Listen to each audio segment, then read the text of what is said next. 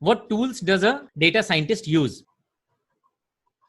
Before we understand what kind of tools are used in data science, let us understand first the different kind of roles which are there in data science.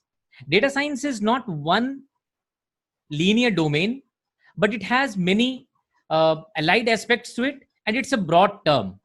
So data scientists, data engineers, data analysts, statisticians, data architects, data admins, business analyst, and data analytics manager. They're all different things, different roles, which are performed by data scientists. Once you are a data scientist, then you have some specialization or some different kind of task you perform. So depending on the kind of task, you use different kind of tools. I have used the logos of the different kind of tools which are being used, and I'll not go on reading them because you can see them on your screen. So data science primarily use these tools. SQL, Python are to be the most used one. SAS is the paid one. It is used in the industries, but its usage is going down as the open source tools like R, Python, they are gaining more ground. Similarly, data engineer who has to work with large amount of data, they also use Perl, Ruby, Hive, C++, and of course Python. Then there are data analysts, which do mining of very vast amount of data. They look for relationships in data, trends. That is the job of an analyst. Then there are statisticians, which statistics and machine learning are very closely related. So statisticians are very borderline with the machine learning. Data admins are the owners of the data in industry.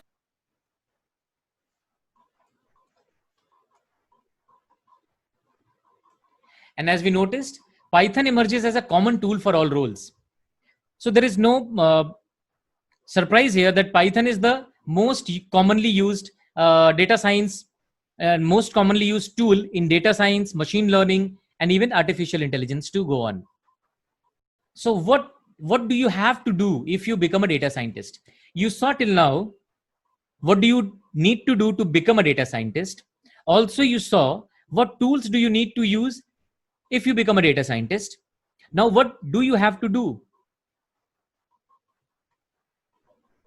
So this theme emerges very commonly. The data scientist has to ask the right questions. Then gather data from multiple sources. Now, there is a very common misconception among the budding data scientists that it's someone else's responsibility always to give you ready-made data. And you have to just work on that data, derive meaning, and present it to people. Sorry to burst your bubble, but that's not true. In fact, a data scientist who is working on a machine learning algorithm, even a very complex one, spends hardly 10 to 15% of his time selecting, testing, choosing the algorithm.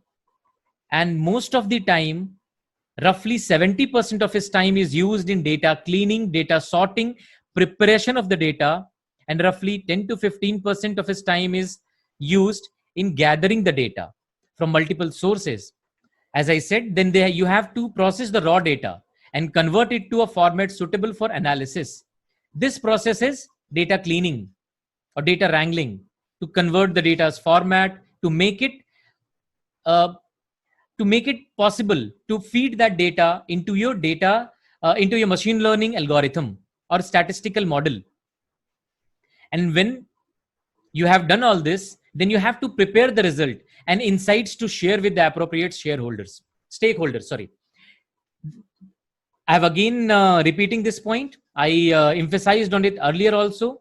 It's not enough for you to know or for you to understand whatever meaning you derive from the data. You have to present it to someone. You might not be the ultimate decision maker from the beginning of your career or even in the mid of it. There will be a CEO, there will be a board, there will be a senior, there will be a boss, there will be a client whom you need to present the result. And the result has to be presented in such a way that, number one, is understandable by a common man who has no knowledge of data science, free of jargons, and preferably in a form of a story with sticks, preferably in form of visualization, which gives very clear meaning. So, a very pertinent question. Now you know the tools, you know what to do, but how? How is the big question. How will you do it? So this is how a data science life cycle works, or a data science project's life cycle works. It starts from business understanding. In other words, as I said, data understanding the type of data you have, understanding from where the data is coming. Then data mining. Data mining means, like when we mine coal, what do we get? In coal mining, we get coal. In gold mining, we get gold. So in data mining, we get data. It's that simple. So the process of getting the data, scrapping it, taking it out from a website, getting it from some servers, finding some XML files, or simply importing or accessing a CSV or Excel file on which most of the people are working, this process is data mining. Once the data is in your hands, you'll clean the data, you'll prepare the data. After preparing the data, you need to explore it. The exploration has various steps. We'll come to that later. And then feature engineering. Feature engineering is basically finding the patterns in the data, reducing some features. There will be many variables at times in data. If you're working, say, for a pharmaceutical company, or if you're working in agriculture, there in those fields, there are times when there are hundreds of variables. You cannot make a model by changing hundreds of variables in the model. So you have to do feature engineering. You have to reduce the variables. You cannot simply throw out variables on your whims and fancies. So there are tools for that. And then predictive modeling. As we saw, predictive analysis is a very important thing of data science. So predictive modeling and data visualization to present that data.